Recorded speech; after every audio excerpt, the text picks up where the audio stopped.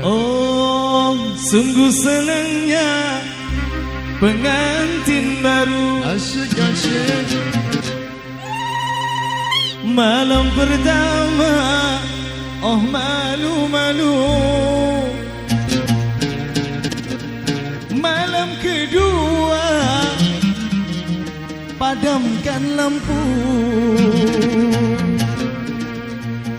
Malam ketiga, oh tak boleh tahu. Para hadirin wal hadir rahimakumullah, Mas Wahyu dan Mbak Nur Hasanah, alhamdulillah kalau dengar, kalau nggak dengar ya kita husnudzon sedang melaksanakan sunnah Nabi Sallallahu Alaihi Wasallam. Dan itu juga bagus sebenarnya, mendengarkan pengajian juga sunnah Nabi, mempraktekkan sunnah Nabi di kamar juga termasuk pelaksanaan sunnah Kanjeng Nabi. Apalagi malam Jumat lagi, subhanallah, pas sekali, hujan lagi. Ini Pak siapa namanya tadi, Pak? Ibu bapaknya Pak Ibu Mbak Nur. Pak Sukrati pinter milih tanggal itu pas kemarau tapi menjelang hujan, jadi ini pas sekali. Mohon maaf yang di belakang itu, tolong jangan pura-pura ketawa saja, itu saya tahu Anda nggak paham, kira-kira paham saja ini. Ini karena yang itu yang nggak pakai peci itu manwa itu anu Pak, security kampus itu.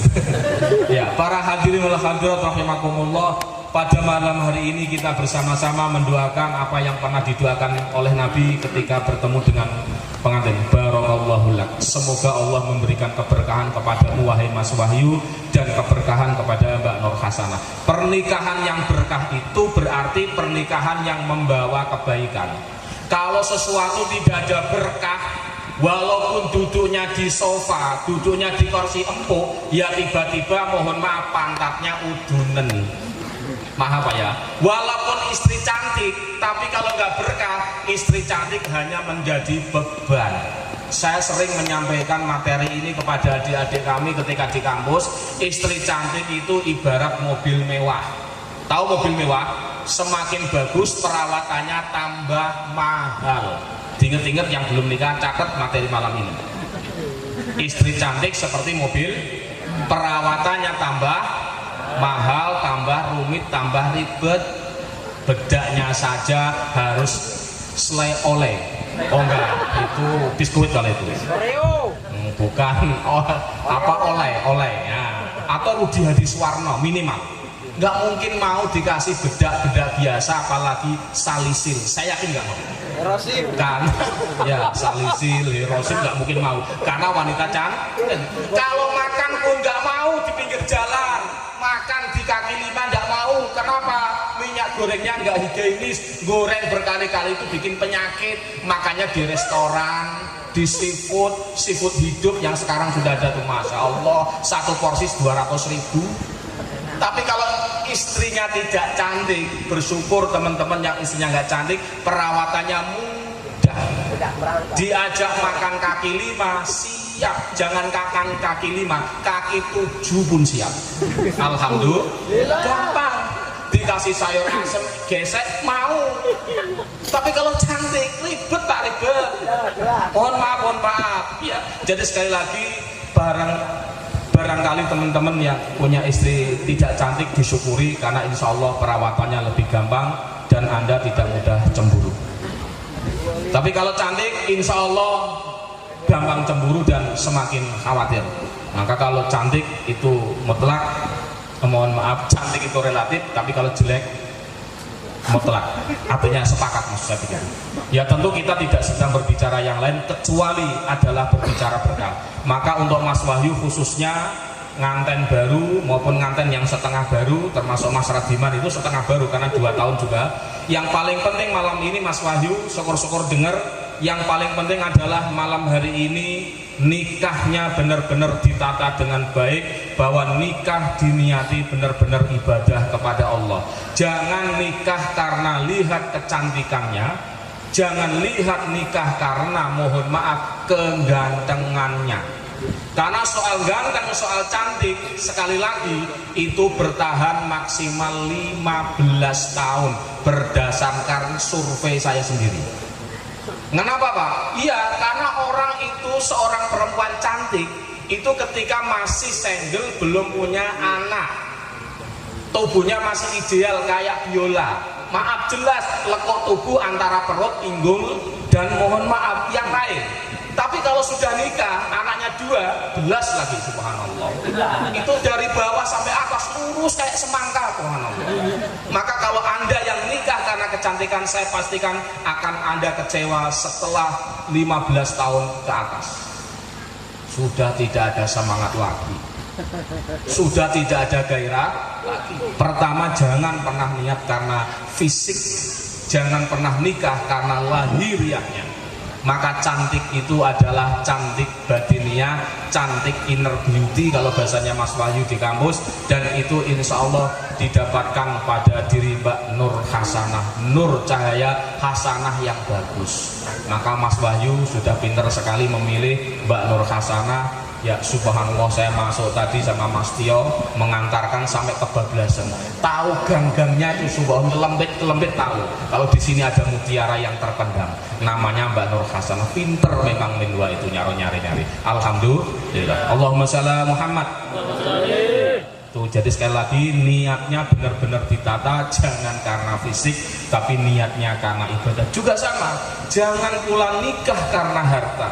Harta sekali lagi ini juga sesuatu yang tidak akan pernah langgeng, tidak akan pernah kekal, tidak akan pernah abadi. Hari ini yang hartanya tidak berkah, dengan corona semakin tambah pusing. Hari ini hartanya banyak tapi tidak berkah, dengan ada corona. Kemarin saya melihat beberapa informasi di media, gara-gara corona banyak orang stres, banyak orang masuk rumah sakit jiwa karena kehilangan pekerjaan. Dia tidak tahu bahwa dengan corona iman insya Allah tambah-tambah. Karena apa? Kita menyadari bahwa makhluk kecil yang namanya virus corona itu bisa mengalahkan orang yang gede kayak kita ini. Berarti kita sadar bahwa kita ini nggak ada apa-apanya kalau dibandingkan dengan kekuasaan Allah. Maka insya Allah ya santri-santri Al-Hikmah yang dibimbing oleh Pak Kiai semuanya jelas imunnya tambah kuat karena tiap hari zikir. Amin ya robbal alamin. Saya tadi mohon maaf Pak Kiai dari rumah sudah percaya diri nggak bawa masker karena informasi Mas Wahyu kita di sini zikiran Al-Hikmah sehingga saya dapat berkahnya. Amin ya robbal alamin. Mas Wahyu sabar Mas Wahyu ya disabar-sabarin. Ini sebentar lagi jam 10, ini sudah jam 11. Nah, jadi pura-puranya ini masih jam 6 malam. Amin ya robbal alamin. Imam Jalaluddin As-Suyuti setidaknya mengingatkan kita Mas Wahyu bahwa nikah itu yang pertama niatnya betul tadi disampaikan di awal adalah ibadah. Kenapa ini penting? Karena kalau niatnya ibadah, semua kejadian, semua peristiwa, hiruk pikuk, senang tidak senang dalam pernikahan akan bernilai pahala. Gandengnya seorang istri kepada suami atau sebaliknya gandengnya Mas Wahyu kepada Mbak Nur Hasanah, walaupun kelihatannya amal batin, amal lahiriah, amal biasa, tapi karena nikah niatnya ibadah, maka gandeng tangan itu adalah pahala. Amin ya robbal alamin. Mencium tangan suami itu dalam sebuah riwayat ibarat mendapatkan pahala mencium hajar aswad. Subhanallah, apalagi suaminya agak hitam, bener-bener aswad. Para hadirin wal hadirat rahimakumullah. Mohon maaf saya orang Pantura Pak, jadi saya juga agak hitam. Tapi hitam manis Pak, Koron belum selesai tadi. Hitam tapi manis. Para hadirin wal hadirat rahimakumullah. Ini penting saya sampaikan. Maka kalau orang niatnya hidup adalah ibadah, sekali lagi semuanya akan bernilai pahala. Para hadirin wal hadirat rahimakumullah, kita harus bersyukur bahwa hari ini, malam hari ini kita bersama-sama sedikit ngaji kitab Al-Asbah wan Nadhair karya Imam As-Suyuti. Ketika kita ngaji innamal a'malu binniyat, kita kontekan dengan pernikahan, niat ibadah gitu Mas Wahyu. Maka Mas Wahyu fa insyaallah mulai malam hari ini sampai nanti ajal yang memisahkan, Mas Wahyu dan Mbak Nur Hasanah yang adalah pahala, pahala dan pahala. Cuma kalau ada niat duniawi, ada niat selain Allah, biasanya sesuatu itu nikmatnya hanya di awal, semangatnya di awal. Maka Mas Wahyu kenapa ini penting? Kalau niat ibadah maka harus dibuktikan hari ini sampai nanti meninggal, sampai ajal yang memisahkan. Pengantin, kalau pengantin baru insya Allah sangat peduli, sangat menyenangkan, sangat semangat. Beda dengan nganten kawak, nganten yang sudah di atas 15 tahun tadi itu. Jatuh, yang dimarahin batu, yang disewotin batunya itu adalah nganten anyar apa kawak? Anyar. Batu gak lihat-lihat. Ini Wahyu Nurrahim, Wahyu Saifuddin, nganten anyar, minggir coba batu, subhanallah, dimarahin. Tapi kalau sudah tua, hubungannya menjadi tidak harmonis, menjadi bermasalah karena fisik, berarti itu sekali lagi adalah niat bukan karena ibadah. Sekali lagi Mas Wahyu, yuk bareng-bareng kita bersama-sama niatkan pernikahan ini semata-mata adalah wujud ibadah kepada Allah, sehingga kita benar-benar mengikuti aturan sebagaimana yang diterapkan oleh Allah. Ar-rijalu qawwamuna 'alan nisa, dan seterusnya dan seterusnya. Yang kedua, Al-Imam Jalaluddin As-Suyuti menerangkan bahwa niat nikah yang kedua itu adalah niat mengikuti sunnah Rasul Sallallahu Alaihi Wasallam. Kalau kita niatnya adalah nikah karena mengikuti sunnah Rasul, berarti kita menjadikan Rasulullah dan rumah tangganya berarti sebagai teladan, sebagai contoh, sebagai role model kalau dalam bahasa dunia pendidikan. Pendidikan model yang ideal dalam membangun rumah tangga. Setidaknya Mas Wahyu secara khusus dan Mbak Nur Hasanah, kenapa rumah tangganya Nabi selalu harmonis, tambah tua, tambah lengket kayak perangko? Karena Nabi, kalau kita amati ada dua hal pokok yang bisa kita lihat dari keteladanan Nabi dalam hal rumah tangga. Yang pertama, kalau ada masalah, ada problem, biasanya setelah 3 bulan ke atas, 1 sampai 3 bulan itu biasanya bulan madu, semuanya jadi nikmat, semuanya indah. Tapi kalau sudah 3 bulan ke atas, nanti kelihatan aslinya masing-masing. Belum tahu ngecesnya, belum tahu sewotnya, belum tahu ngoroknya, semuanya jadi indah. Tapi kalau lebih dari itu, Masya Allah, problem besar itu. Maka dari itu Rasulullah Muhammad Sallallahu Alaihi Wasallam, karakter dasar manusia itu diketahui kalau sudah seperti ini, sudah kumpul sah, itu baru diketahui aslinya. Maka saya sering mengatakan kenapa pacaran itu haram, karena pacaran itu bahasa lain dari tukar kebohongan, ijol-ijolan bohong. Punten Pak, adik-adik, kalau orang sedang kasmaran, jatuh cinta dan belum sah di pelaminan, maka kalau ada perjalanan yang bisa ditempuh, ini kalau lurus waktu belah itu jalannya lurus, Keweru itu kan jalannya lurus Pak, terang kan. Tapi kalau lewat jalan tikus itu sepi, jalannya grunjal-grunjal, mohon maaf, jalannya bergelombang. Kira-kira kalau orang sedang pacaran, pilih yang terang benderang, yang lurus, apa yang gelap-gelapan?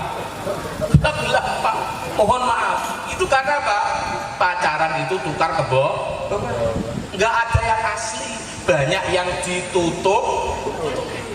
Maka yang aslinya kalau sudah nikah baru ketahuan, itu masih maaf.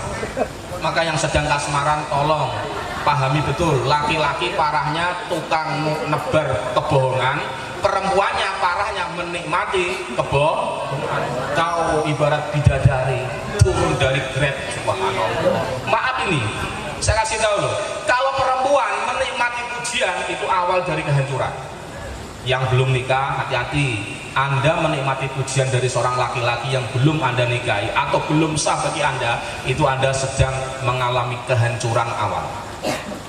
Para hadirin wal hadirat rahimakumullah, apa yang bisa kita lihat dari pribadi Nabi? Nabi itu ya sekali lagi mengajarkan kepada kita kalau ada problem, ada masalah, rebutan minta maaf, bukan rebutan ngaku benar. Mas Wahyu, Mas Radiman, dan mas-mas yang sudah nikah, Rasulullah Muhammad itu mencontohkan bagaimana beliau itu adalah sosok suami yang ideal, karena beliau itu di samping sebagai Rasulullah, kita tahu beliau itu dalam sejarah juga termasuk pemimpin masyarakat. Ngapunten, mohon maaf Pak Kiai, yang namanya pemimpin masyarakat nggak usah tinggi-tinggi seperti Rasulullah, ketua RT saja, ketua RW saja itu sering pulangnya telat, betul Pak? Pengurus RW, pengurus RT itu kalau ada hari-hari besar seperti ini, itu biasanya pulangnya telat.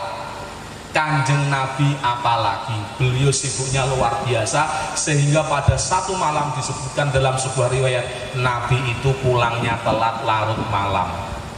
Istri tercinta sahabat Aisyah radhiyallahu an, mohon maaf, nunggu kelamaan, sehingga Pak, ketika nunggu kelamaan beliau tertidur.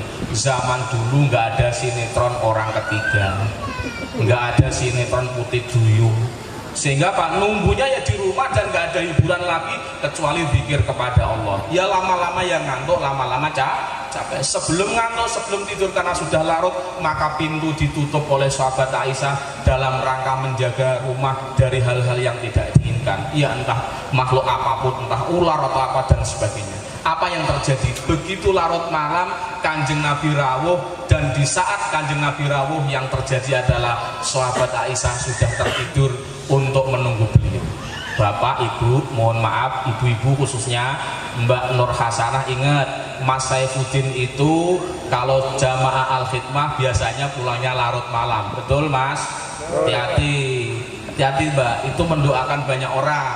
Ini kontribusi nyata Al-Khidmah untuk mengusir virus. Apa yang terjadi? Rasulullah Muhammad SAW kalau capek dari bepergian, karena Nabi juga ada sisi kemanusiaan, beliau bisa capek, bisa pegel, sehingga begitu datang ke rumah pinginnya langsung istirahat. Tapi begitu pun pintu mau dibuka terkunci, maka Nabi prosedural. Jadi sebelum masuk pintu, ketok pintu dulu. Tok. Assalamualaikum, dengan suara lembut dulu. Salam yang pertama nggak dijawab karena sahabat Aisyah sudah tidur. Subhanallah, Nabi sudah capek ini. Karena apa? Habis rapat semacam-macam, ngurusi negara, ngurusi agama macam-macam. Salam yang kedua dan ketuk pintu dulu yang kedua.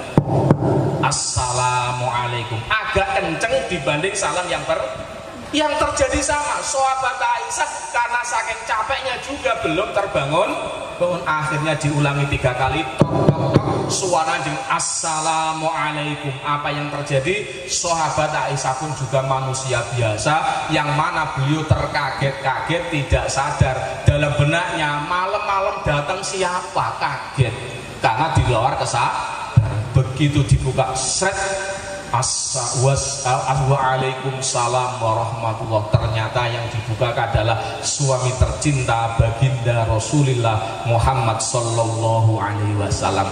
Di sini ada teladan yang sangat indah. Mas Radiman, Mas Wahyu, Nabi ngajari begitu beliau pintu dibuka baru setelah ketuk 3 kali, beliau bukanya, kemana saja sih nok, nggak tahu tah, suami kerja rapat sampai malam kok nggak dibuka-buka, capek atuh. Subhanallah, tidak seperti itu. Tapi apa yang dilakukan Nabi, beliau meminta maaf, istriku saya kurang larut sehingga engkau pun nunggunya lama. Apa yang terjadi? Sahabat Aisyah nggak kalah. Enggak wahai Nabi, enggak wahai suamiku, yang salah adalah diriku. Kenapa aku enggak tanggap dari tadi? Engkau pasti capek. Apa yang terjadi? Pemandangan ketika ada problem, Rasulullah mengajarkan untuk rebutan minta maaf, rebutan untuk introspeksi, bukan untuk ngaku arogan yang paling hebat. Enak jadi suami, datang tinggal minta makan, datang tinggal minta kopi. Coba kalau suami nggak ada istri, mau makan batu. Naudzubillah min. Sama, seorang suami jangan arogan, mentang-mentang yang bawa uang, mentang-mentang yang bawa gajian. Terus ingat, kalau kamu nggak ada sayang, nggak ada gajian, coba kamu mau belanja pakai apa? Daun lah. Subhanallah. Para hadirat, sekali lagi Mas Wahyu, Mbak Nur Hasanah, nanti dalam perjalanan tentu ada suka dan ada juga ada persoalan-persoalan. Pastikan kalau ada masalah, tiru Kanjeng Nabi, rebutan minta, rebutan introspeksi diri, jangan pernah mengaku paling benar. Yang pertama, contoh teladan Nabi untuk rumah tangga yang sangat ideal. Yang kedua, Rasulullah Muhammad Sallallahu Alaihi Wasallam, kalau dalam bahasa kami teman-teman fakultas dakwah, Nabi itu pandai memilih diksi, pandai memilih kalimat pilihan. Mana Pak buktinya?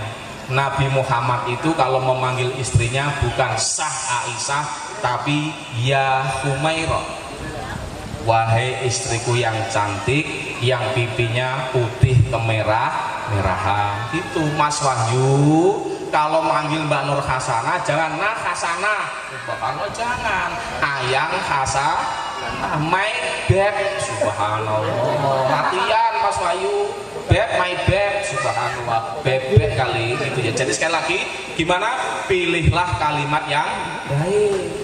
Mohon maaf, contoh suatu saat nanti Mbak Nur Hasanah punya anak, tubuhnya sudah tidak langsing lagi, tolong ngomongnya jangan mama sekarang mau tambah gembrot, jangan. Mama, alangkah lebih baiknya tubuhnya dilangsingkan sedikit, itu sudah bagus, tapi langsing sedikit akan lebih bagus, padahal aslinya gembrot. Ngomongnya pilih kata yang bagus. Aa juga sama, Aa Wahyu misalkan tambah umur, punten Pak, survei membuktikan Pak, kalau usia saya sudah 43 tahun ke atas, itu biasanya bawanya ke sana kemari itu balsem, minyak kapak, punten Pak, GPU, subhanallah. Suaranya itu kalau tidur mulai mendekor, mulai ngorok, subhanallah. Suaranya kok indah banget, subhanallah, musik pengantar tidur, padahal aslinya ngorok. Alhamdulillah. Itu musiknya kok bagus banget, ini alirannya apa? Rock atau pop, subhanallah, padahal aslinya ngorok. Para hadir wal hadirat, ingat, gunakan komunikasi yang baik Mas Wahyu itu. Jadi panggilan istri ketika di kamar, ketika di dapur, di luar, menurut saya dibedakan. Ayang beb, Kakanda Wahyu, subhanallah, Arjunaku, subhanallah, itu di luar. Ya, padha nyindir awake dhewe. Para hadirin wal hadirat rahimakumullah, ini penting bahwa komunikasi dalam keluarga itu diajarkan oleh baginda Nabi. Cuma kadang ini mohon maaf Pak Kiai, mahasiswa sekarang itu agak alay. Rumahnya sindang laut, subhanallah, pojok sana gebang, panggilannya bunda, subhanallah. Bunda dari mana? Nyari tutut, subhanallah, nyari tutut aja panggilnya bunda. Ya kira-kira coba, ya Mas Wahyu, saya yakin Mas Wahyu sudah punya rencana, nanti kalau sudah punya anak dipanggil Umi ta, subhanallah, Umi, subhanallah. Iya Abi, subhanallah, Abi, Umi, latihan biar nggak kaget itu. Mbak Nur Hasanah saya yakin sudah punya persiapan untuk pemanggilan Mas Wahyu, Kakanda, AA atau apa, nggak mungkin Yu Wahyu, Wahyu. Jadi ingat sekali lagi, hari ini Mas Wahyu pastikan tiru Kanjeng Nabi dalam berumah tangga, yakni kunci yang kedua untuk rumah tangga yang harmonis adalah pastikan Anda pandai berkomunikasi, pilihlah kalimat yang bagus dalam berkomunikasi. Ya, terima kasih karena waktunya sudah malam Mas Wahyu. Semoga Mas Wahyu sekali lagi malam hari ini adalah malam yang terindah, malam yang penuh berkah awal tahun. Ngapunten Pak Kiai, semoga kebaikan pada Mas Wahyu didapatkan dengan berkah awal tahun, berkah hari Jumat, berkah 17 Agustus atau 17-an, sehingga menjadi kebaikan semuanya, khususnya untuk Mas Wahyu Nur Rohim dan Mbak Nur Hasanah. Demikian yang bisa kami sampaikan. Sekali lagi kurang dan lebihnya mohon maaf yang sebesar-besarnya kepada para Bapak Kiai, Bapak Ustadz, Ibu Nyai dan Ibu Ustadzah, seluruh hadirin, wabil khusus jamaah khidmah. Semoga pada malam hari ini adalah malam yang benar-benar malam yang membawa berkah, malam Jumat yang kita isi dengan sholawatan maupun zikir yang lain. Demikian kurang lebihnya mohon maaf. Wallahul muwafiq ila aqwamit thoriq. Assalamualaikum warahmatullahi wabarakatuh.